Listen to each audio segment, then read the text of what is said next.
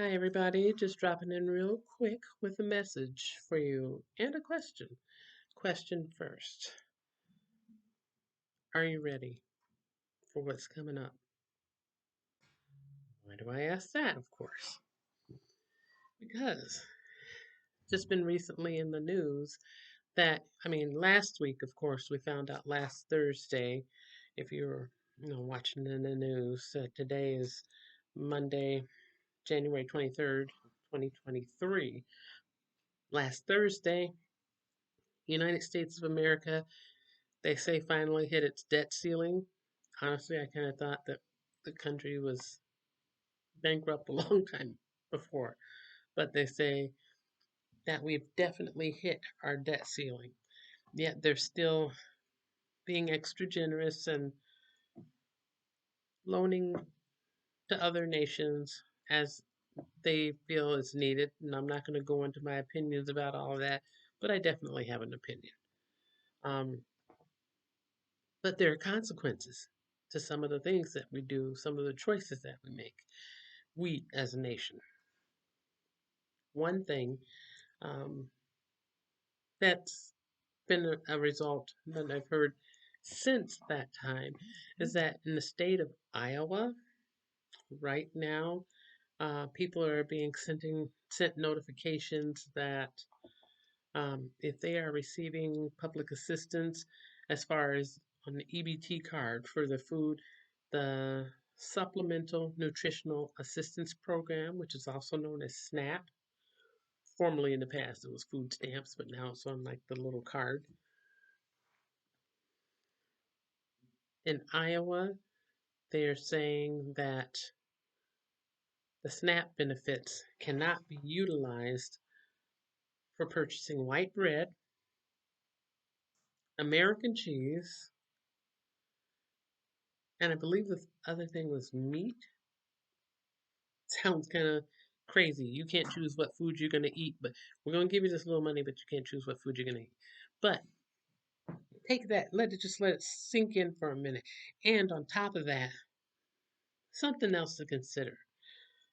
For anyone that is receiving those benefits, if you're a senior citizen in the United States of America,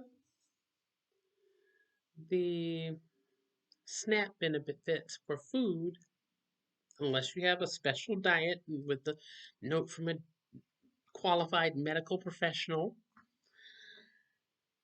the benefits are between $16 to $24 per month. Now, can you just and depending on who you are, some of my viewers are within that category, that age range, and others are not. If you're not, just think about that a minute. $16 to $24 a month for food. That's it. How far would that amount of money go in today's economy?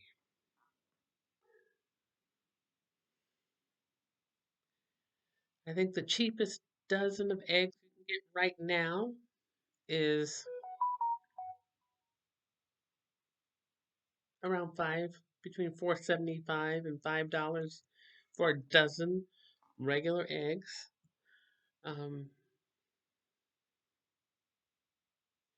a loaf of bread, depending on the kind you get, is going to be between $3 to $5, unless you're just getting white bread, which doesn't have as much of a nutritional value. Most white breads, most. So there, right there, that's $10 for those two things. If you're going to need butter or something for your food, that's going to be $2 to $3 for the cheap, less quality butter. If you're getting olive oil, um, coconut oil, butter ghee, um, you're going to be paying 7, $8, maybe even close to $10. Now we haven't even gotten to fruits and vegetables. We haven't gotten to anything else that a person might need to sustain themselves for the month. Not just a week, but the month. Think about that. And for those of you who are living on that $16 to $23 a month for food, I commend you. It's challenging. It's not easy at all. And many places are like food desert, let's be honest. By food desert, I mean there's just ain't nothing available. That's how it is around many places. So if you're able to apply for the NAPS program, which is the Nutritional Assistance Program for Seniors, if you qualify by age and by income, go for it. Because that will at least get you some canned goods, shelf stable items that you can use to help sustain you and get you through the month, and get a couple of boxes of cereal. You'll get a container of juice. You get shelf stable milk, canned beans, and bags of rice and dried beans. If you're lucky, you can get dried beans. It's harder to come by now since everything has been happening. Um, but that's a once a month deal that is available. Like in my state, it's available through Second Harvest Heartland. In other states, it might come through a different organization, but it is something that's available to help people make it through the month. And there's community food shelves, whether it be a food shelf that's offered through a church, or people that start a community garden and decide they're going to bring that food to those food deserts so that people can have something good and healthy to eat. Or some businesses like grocery stores, Target, Cub Foods, Whole Foods, Trader Joe's, Lund's, Byerly's. It could be Kroger or whatever. They get food in and they have their grocery section. And when it's time for the new food to come in, if all the previous food wasn't sold, and if the best by date, if it hasn't reached that expiration date, they may take those things, package them up, and give them to an organization that will store that food properly and get it out to people in the community for free. You have to be clever and organize and seek out things that will work for you, like the Appetites for Change program, which offers good, healthy, nutritious food. I talked about that last year, and I showed you about the boxes that they give, and the recipes that they give. And they have, their mission statement, they have their goal, and they are helping people to get food, good, healthy food to improve their lives. So those are some things to consider.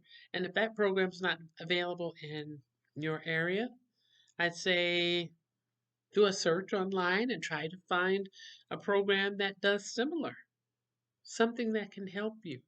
And if you have an overage of a certain thing, or if you receive something that you really don't eat, and some of the things in your package you eat and other things you don't, share with your neighbor or someone that you know that would use that food. If you have a lot of apples or a lot of carrots or a lot of onions, and it's something, yeah, you do eat, try to dehydrate it. Like I've been talking about dehydrating for so long, try to dehydrate it, package that stuff up, put it on the shelf. It's amazing. If you just take half of the things of each product, dehydrate half and put it away, eat the other half fresh, you will find that that dehydrated portion will last much longer, and it'll meet your need, especially on those days when trucks aren't able to make it through to get to the stores, or there's a gasoline shortage, or, you know, the barges are stuck out in the water and everyone's going, okay, what am I going to do? That's when you can open up those things and have what you need to sustain you and your family or your community. I'm not saying give all your stuff away, but I'm saying, be prepared for yourself. Seriously. And if you're able to help somebody else in the process, someone who is not able to get out and about and do things, that's great. But make sure you have your stuff together for yourself. Thank you for joining me. I just wanted to share that about what's going on in this nation regarding cash and food. I mean, and seeing how things have been going, if you play chess, you might kind of get what I'm talking about. You're always looking a few moves ahead of what could potentially be coming up, which is, I guess, the mind of a prepper too. Um, the possibilities of retirement benefits being cut. I'm not saying they're being cut because I don't know that, but I say if I look ahead towards the horizon, kind of looks like things are heading in that direction.